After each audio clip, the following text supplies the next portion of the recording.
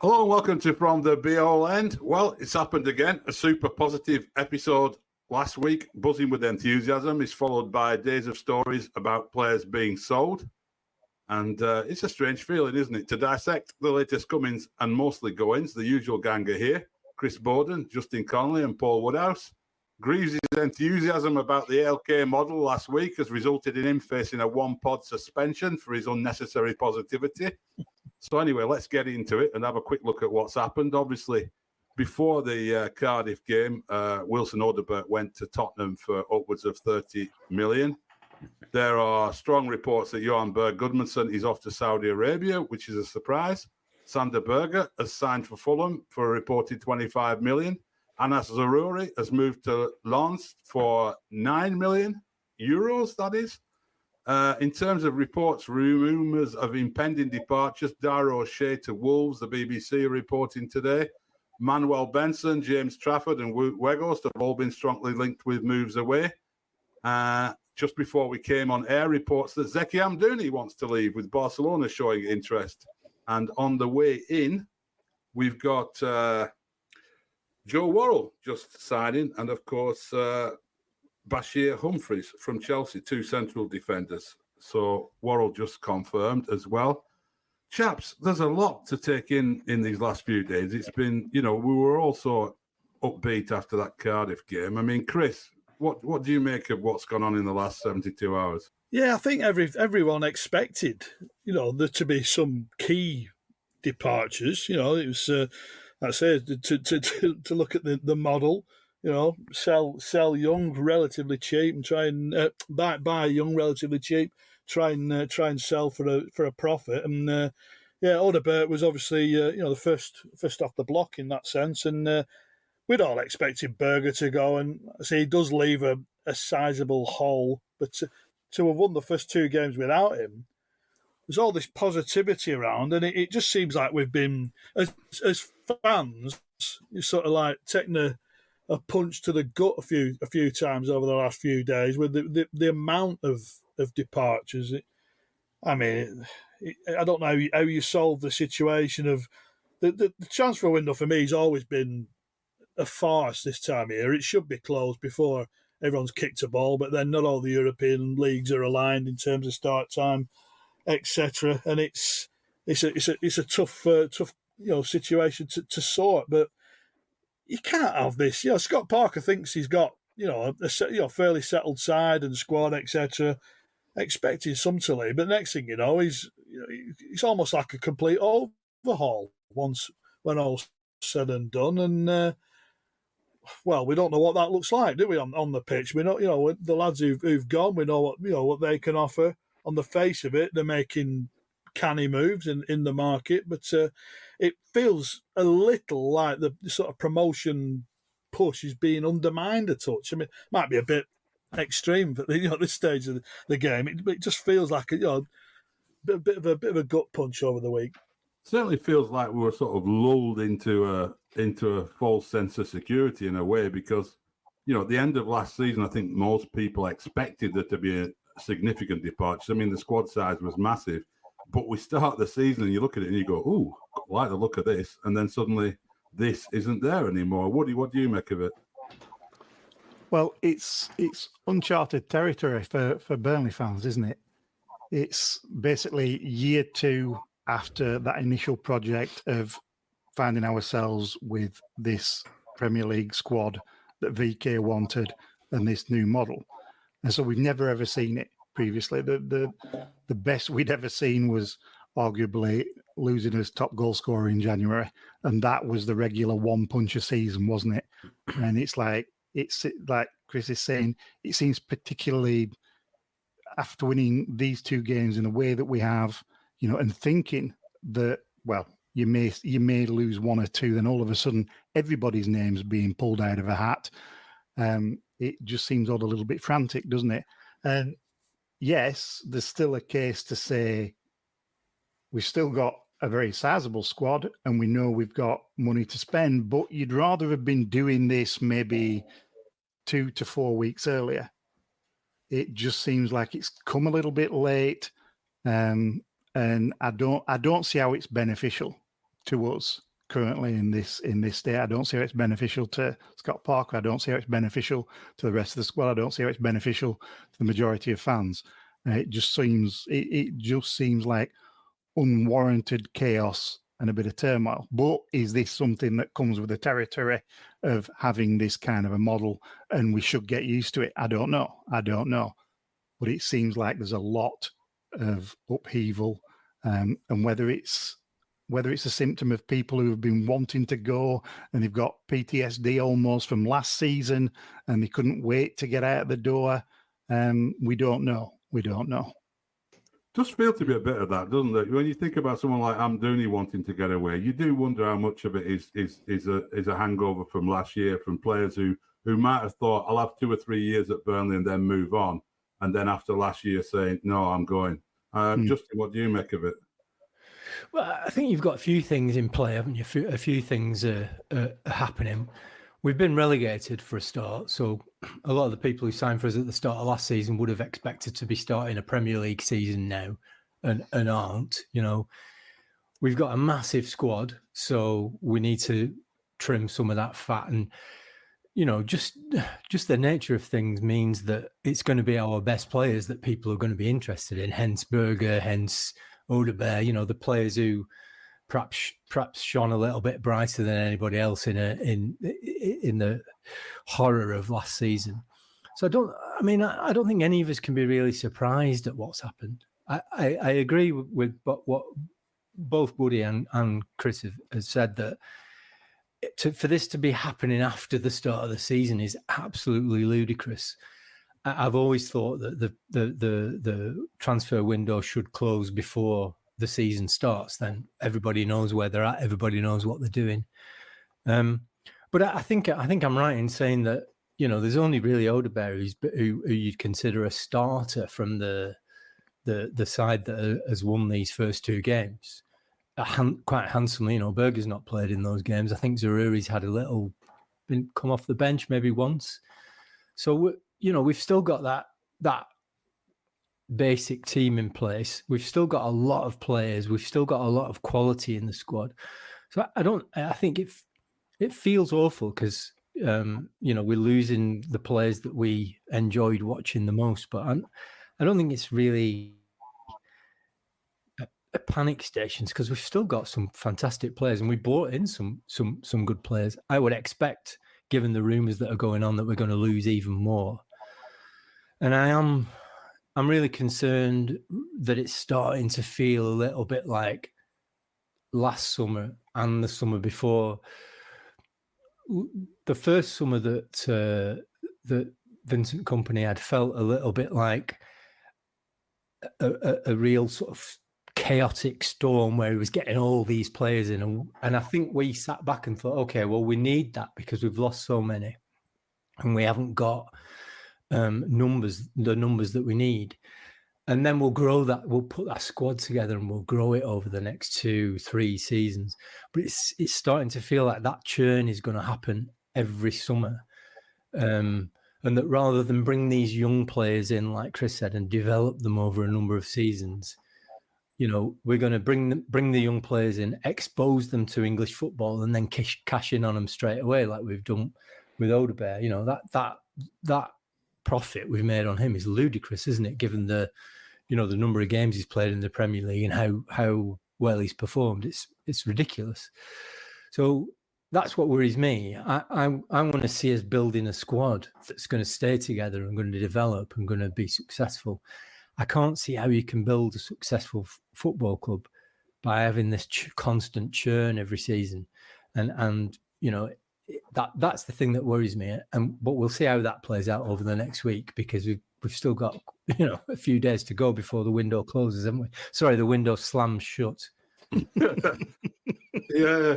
I mean, Woody was saying, like, is this something we have to get used to? I think we are getting used to it, aren't we? I mean, it is 3 summers in a row that we've had to deal with this. I mean, I think you summed it up pretty well there, Justin, that first year, losing the Tarkovskis and the Mees and the Collinses and the McNeils and everything, you know, it felt like, you know, a lot of young players coming in. It was fresh and it was a reset. And then we had another reset last year. And then this is starting to feel like another reset. It's not quite there yet. But, you know, if Dara O'Shea goes, if Benson goes, if Trafford goes, you know, and you start to hear rumours, you know, I wonder somebody like Collie Oshaw who might be looking at this and going, everyone who came in with me is going, what am I doing sitting here with this club in the Championship when everyone else is moving on?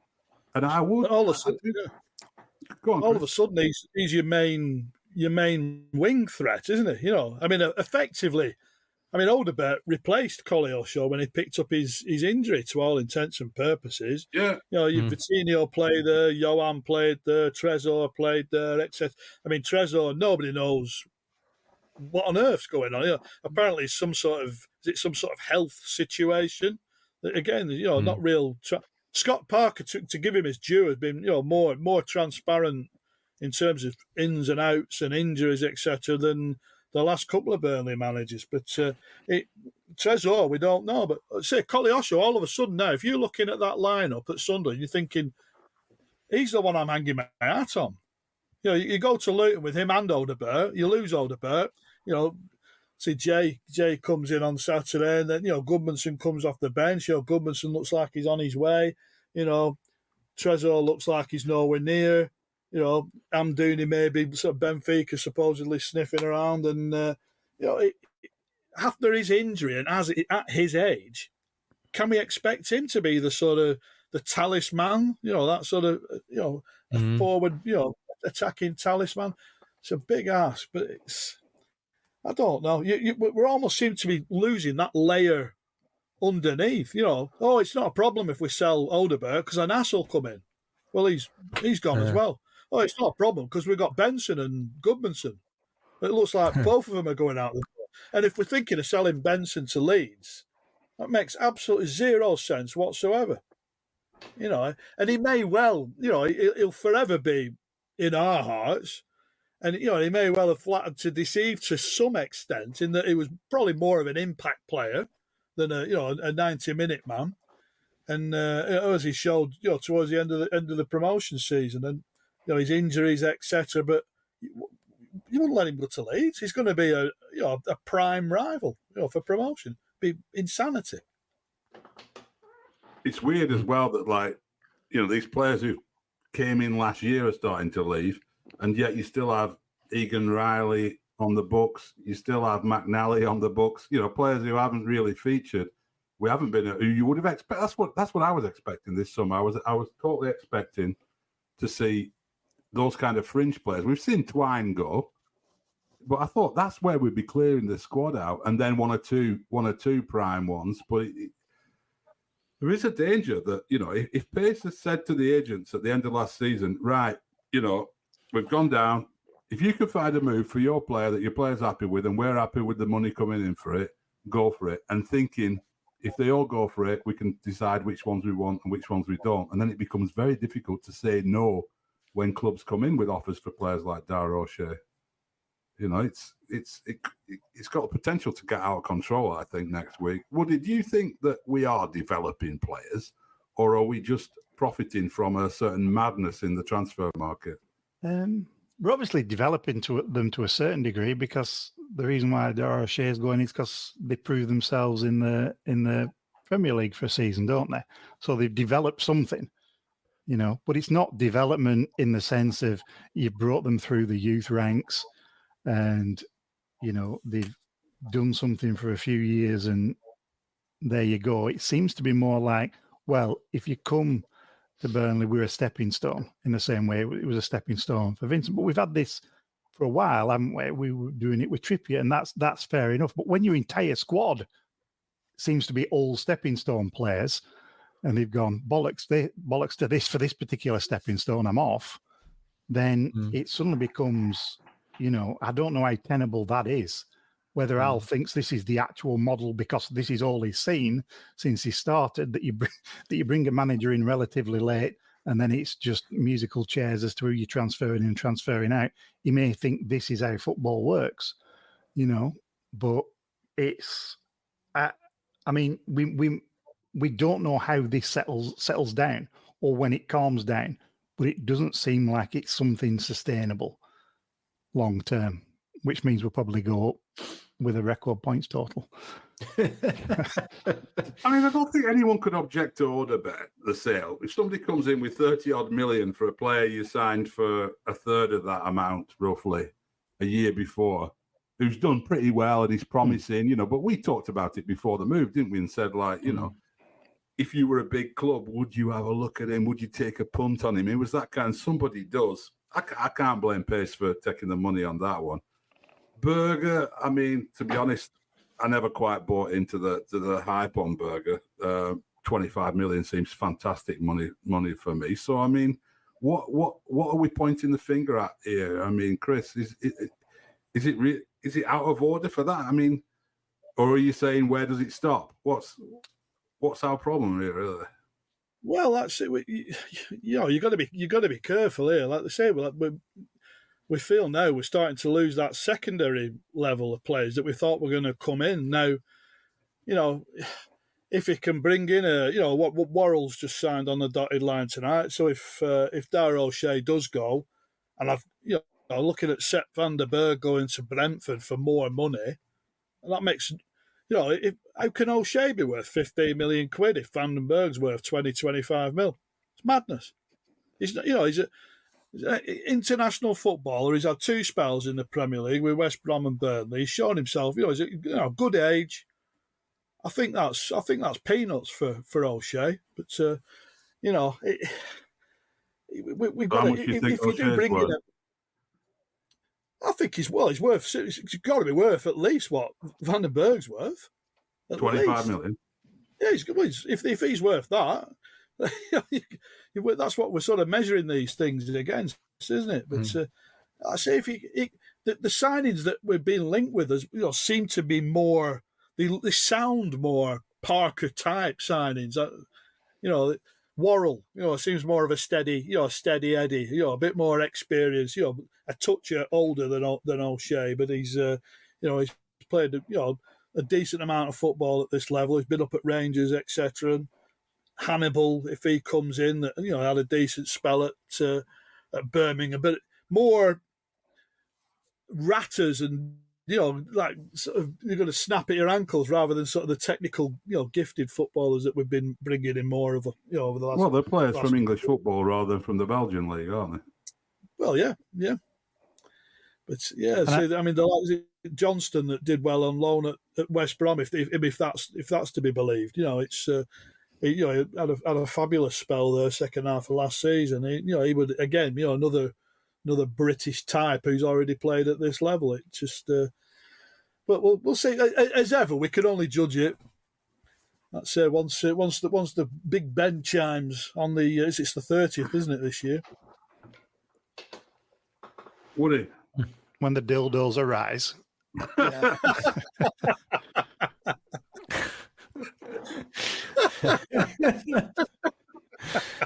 Yeah. Okay.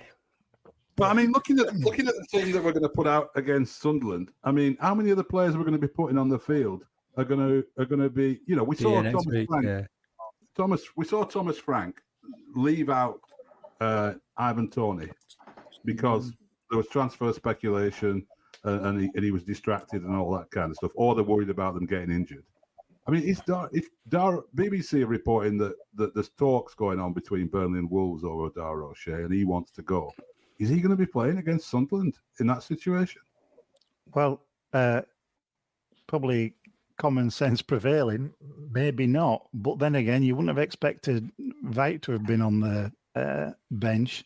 Maybe we were just getting his fitness up to go to Ajax. I don't know. But no, standard, they tend not to play, do they? Zaroury was ill and then signed for long. Yes. 2 days later. Yeah. James Trafford was also ill. But yeah. But saying that, it's still not.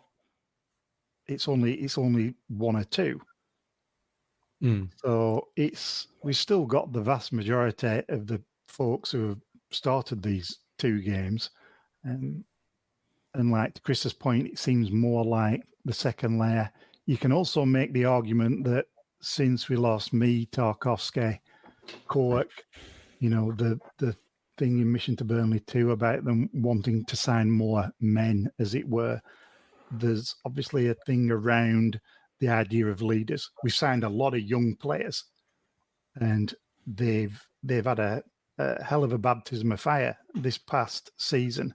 And it's obviously an easier league, but it still doesn't mean that you've got all these leaders within a side, and that they have the ability to make that step up again. So whether we haven't been able to build on the losses from the previous relegation, whether we signed everybody that we should have done, etc., that is obviously in question, and whether we having to do the correct rebuild. If you look at Chelsea, we've got a similar size squad to Chelsea. He's potted off of that squad. Maresca, he said, I'm only having 21 who are training, the rest of them I don't give a shit about. I'm not saying we're doing that by any stretch, but it's a lot of people to have to look at and look after. Is 40 odd, especially for a championship squad. And so whether it's wherever they're going from, they have to be moved along, whether it's for financial reasons or just logistical reasons. This squad's too big. So if we're able to get rid of a few and we bring in the correct types of players, and some the majority of names that seem to be being spoken about seem to be the correct type of players, whether they have a technical basis such as Hannibal, or of a leadership capability such as Worrall, etc., who have done it in this division, then I think we could be in a better place. It just feels like there's a lot of turmoil at the minute, and as we said all last year as well, it felt like there wasn't a level of transparency. We didn't necessarily know what the project was. We still don't know what the project is, and we're just having to sit here and wait and see. And that's the frustrating thing as fans, and hence all the questions. There are a lot of questions. I mean, just in looking at that squad, even though it's huge, like Woody said, and just as an aside, I was looking at Chelsea's squad, a report about the bomb squad, as they call it, and the Chelsea players like Sterling and Chilwell. And there was the name David Datro Fofana was in there, and it said he believes his future may lie away from Chelsea. I thought, it does. But looking at our squad, are there any areas where you'd be saying like we actually really do need to strengthen in this area of the field? Like we've got so many players, but can you spot any bits where you think? Yeah, I think we need at least 4 more central defenders. The central defender situation is becoming a bit like the wingers of last summer, isn't it? He's bought another one. But now we haven't got any wingers hardly, have we? We've sold a lot of them, so it's like we've got a bit of a dearth in that situation. So I wouldn't be surprised if we don't bring some more people on in that part of the pitch. But no, I think we're well covered almost everywhere. I'd like to see us bring in another central midfielder, because I think we're perhaps a bit weak in that department now. Sander Berge is gone, but we don't need squad players, do we? We need players who are going to come straight into the side. Like we say, there's a lot of those players who we thought would have been stripped out of this squad who haven't featured over, like your likes of McNally and your likes of Vegan Riley. They don't seem within the club to have made the grade, do they? Although, who knows? I mean, I was reading an interview with Scott Parker where he was like, everybody's got a completely clean slate. He's bigging up Connor Roberts, who, if you told me he'd be the one of the main men start of this season, I wouldn't have believed you. So maybe some of these players do have the potential to make the step up, and maybe they've just not had the chance. And I sincerely hope that is the case.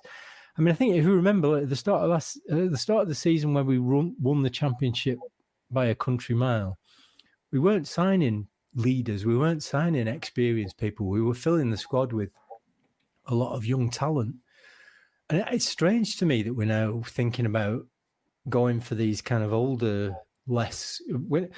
Let's be honest with Worrall. We're not going to be selling him for 25 million at the end of the season, are we? You know, No. which is kind of almost the antithesis of what we thought the model was. What they're doing now seems to be a different angle. Do we need to bring these kind of strong, as we say, men leaders in?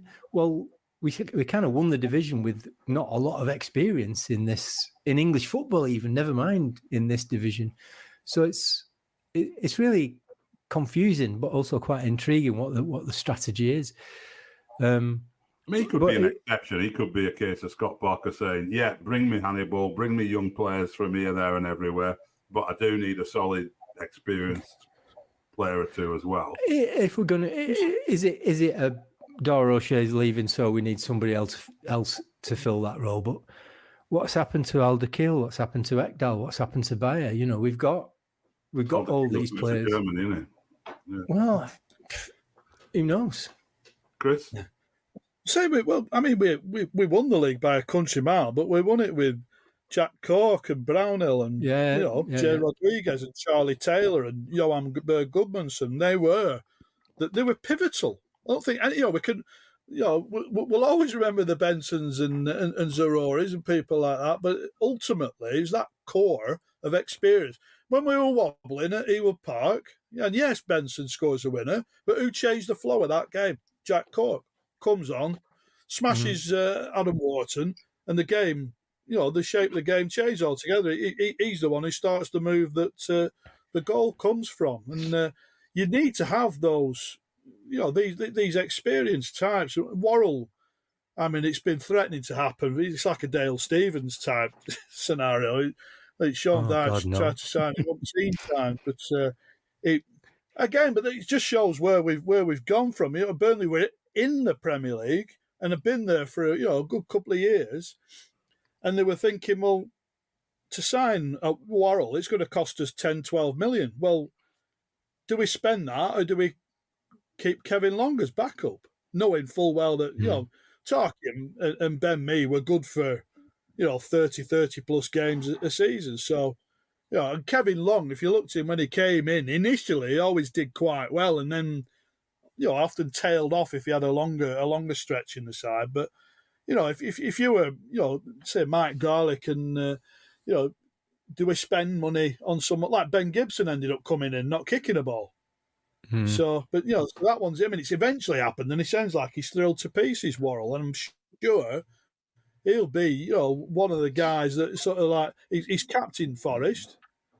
He's going to be one of the guys that are going to be we can hang our hat on every week, hopefully. It feels like a throwback signing, doesn't it? He's got the potential to be a sort of Peter Swan or a one of those. No, I mean not in a football sense, but in the centre forward as well. We haven't, just to have a good rock solid. But we've got Ekdal and Bayer still there as well.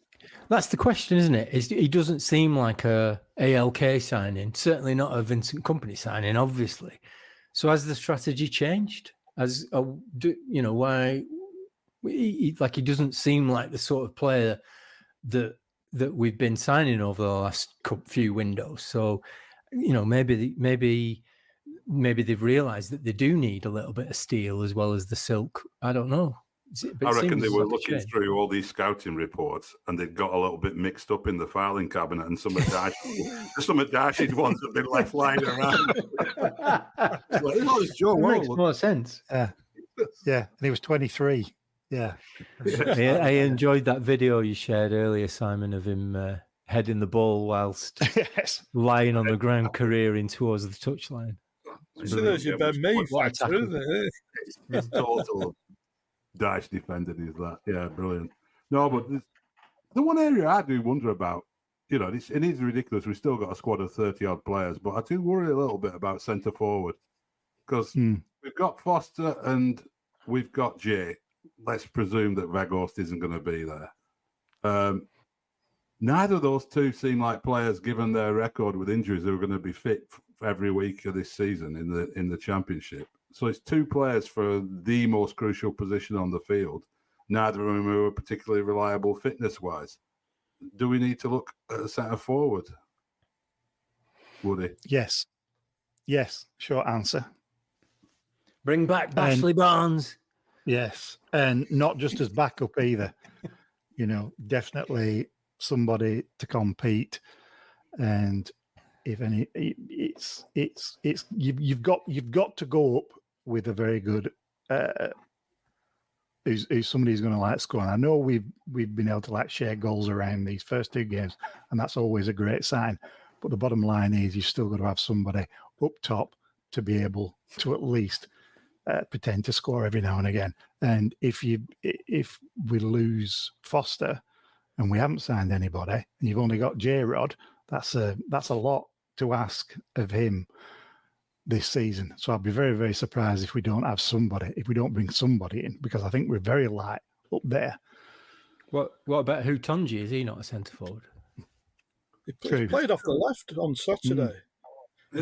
He's played the sort of clips I've seen. He plays like that sort of Henry-like position, that sort of inside left. But I was surprised he didn't get more of a sniff at when the game's won at Luton and when the game's won last week, to get him on in a more more central position. But maybe that's where they see him, as a left-sided forward sort of thing. That's going to last through this season, I think. The Hutonji Terry Henry comparison. I like it. I can see exactly what you're saying, but I'm just picturing when he misses two sitters. Yeah. I don't think it's. I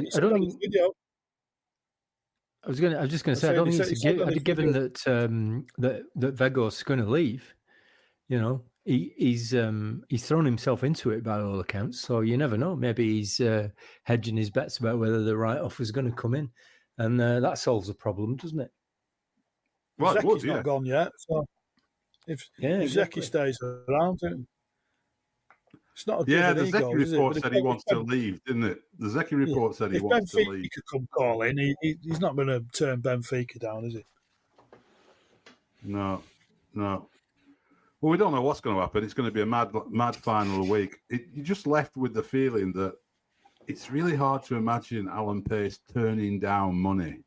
I just find that doesn't quite go with what we've seen so far. That if somebody comes in with an offer for a player that we really don't want to lose on, a quarter to midnight on the deadline with no chance to replace him, you just have that feeling that Pace would just turn around and go, yeah, stick that in the bank. We'll work it out. We'll be all right. That's my concern about all of this. Really, is that where does it end?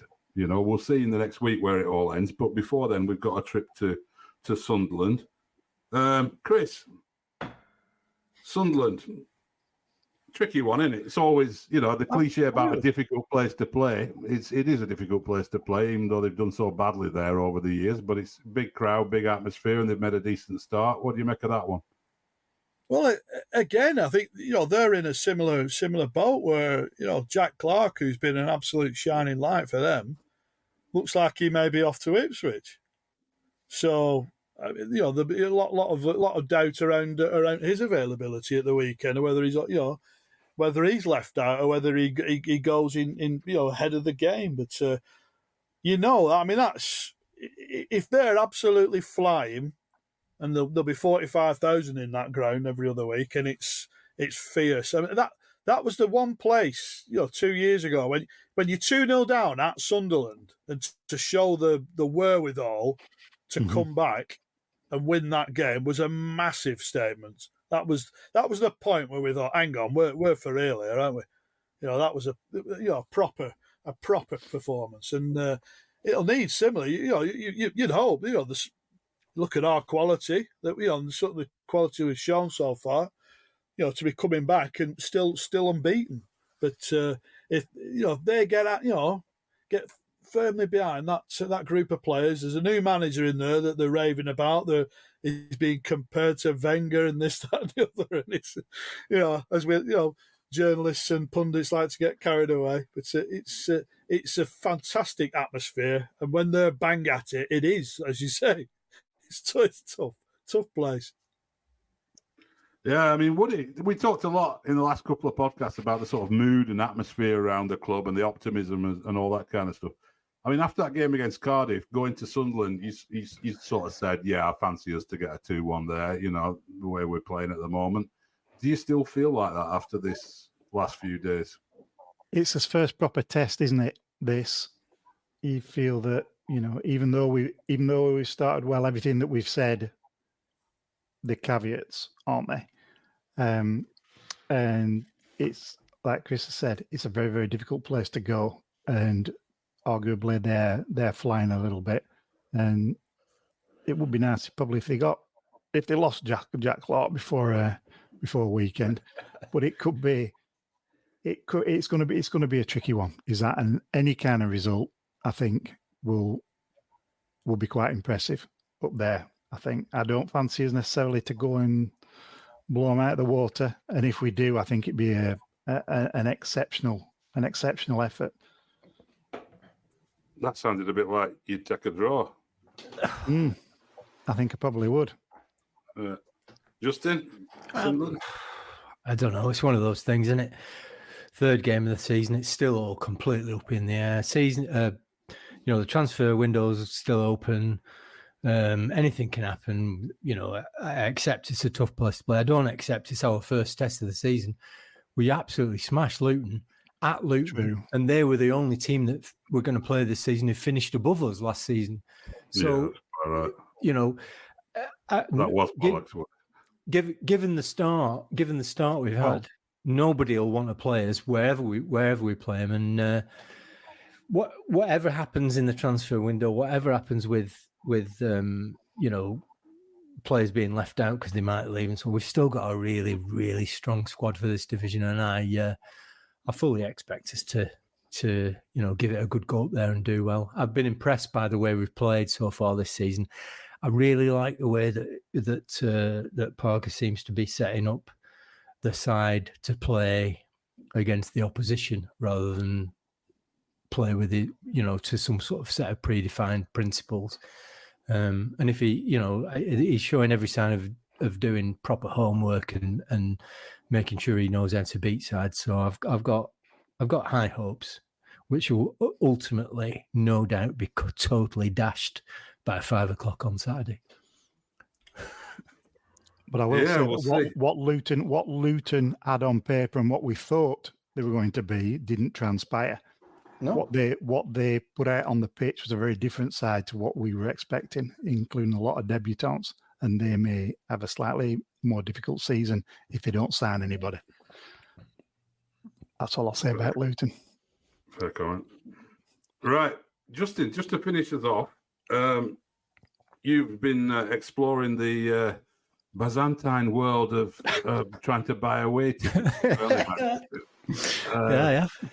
You were looking worried there for a minute when I was talking. What Byzantine world have I been exploring now? But you're right, that's true.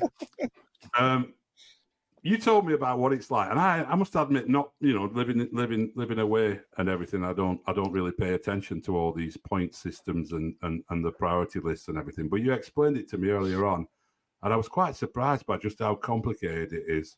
Do you want to just run through that again for the benefit of people who okay. So, as a season ticket holder, obviously you get the right to buy away tickets before I was going to say before anybody else, but before most people. So the way it works is this: if you've got a season ticket, they give you like 4 days to buy a ticket for an away game, and it starts on the Monday and finishes on the Thursday, and it depends on how many loyalty points you've got. And you get a certain number of loyalty points for various things like buying a season ticket for a start, buying away tickets, buying other tickets. And it rolls back, I think it's five years. So you get your loyalty points accrue over 5 years, and then once you tip over to the next year, the ones from 6 years ago drop off. So what they do is they say on a Monday of the window opening to buy tickets for X away game, this week it's Leeds. So on Monday, if you've got a season ticket and you've got 2,000 points, you can buy tickets. On Tuesday, it goes down to a season ticket and 1,500 loyalty points. On Wednesday, it goes down to season ticket and more than 900 points, which is where I fall. So I'm buying tickets on a Wednesday. Thursday, it's any season ticket holder, no, regardless of how many points you've got. Friday, open sale. Now, I tried to buy some tickets yesterday because I've got more than 900 points, but I wanted two. I wanted one for me and one for my son. Now, when you buy season ticket, when you buy away tickets, you have to specify who the second person is. So I'm buying two. I have to say one's for me and one's for my son. I was unable to buy them yesterday because my son's only got 700 and something points, so he didn't qualify. Now, I can't say that this is a new rule because, or whether it's something that I just haven't come up against before. But I bought a few. I got tickets for Chelsea last season. I went to City. I had a few away days last season, but I never ran up against this. So I don't know whether the rules have changed this season or not. And it seems weird, doesn't it, that if you want to buy a ticket for somebody else, they too have to have the qualifying number of points. It all seems that and the same qualifying points as you, essentially. Yeah, he'd have to have 900 points as well. I think that's it. But it doesn't explain that. It just sort of says the person you've selected doesn't qualify. Please check the requirements. So I'm assuming it's because he didn't have enough points. So I don't know how you can get around that or how that would work. And it just seems a bit weird that you can't buy tickets for somebody else, even though you've got the points. It seems a bit limited and a bit restrictive, especially when, and I alluded to this before. There's a caveat to all this, which is this season they've introduced a new system where you can buy what they call an advantage, and it really is an advantage. If you pay 150 quid, you get what they call platinum advantage, which means you could buy tickets for the Leeds game last Friday. So before even any season ticket holders can get their hands on any of them. Even if you're not a season ticket holder yourself. Even if you're not, you just buy this. Well, this is how I understand it. If you're a platinum advantage member, which is £150 for the season, you can buy tickets for away games before season ticket holders can, or anybody can, in fact. And there's another layer to the advantage scheme, which is if you pay £25 for the season, you get to jump in on the last day that season ticket holders can buy tickets. So that would be, today. So you therefore jump in the queue before everybody else. Now, I don't know. It all seems a bit sort of, what did you describe it as? Byzantine, labyrinthine, whatever it was. Kafka. It all seemed Kafkaesque. Yeah. It's quite difficult to understand how the sort of this idea that they're rewarding people for their loyalty can be overridden if you've got 150 quid. It just doesn't seem like loyalty then, does it? Just let me throw one that then. Just, if for what you're saying is right, and I'm sure it is, right? I wouldn't guarantee that. But my friend Lloyd, who has a season ticket and has had a season ticket for the last 5 years or whatever on Burnley, he doesn't have any extra things. He probably has some points, but let's say he doesn't really have many points, right? So he can buy on the last day of that setup because he's just got a season ticket, right? Well, if he's had a season ticket for 5 years, he will have accrued points for buying a season ticket. I think you get 250, 350 points just for buying a season ticket. So he might well be in the 2,000 point. Right, okay.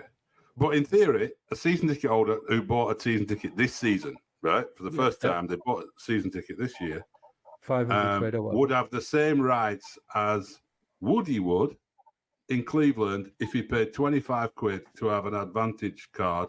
He could come in on the season ticket day the same as the season ticket holder. Exactly, yeah, that's right. Well, that doesn't seem right, really.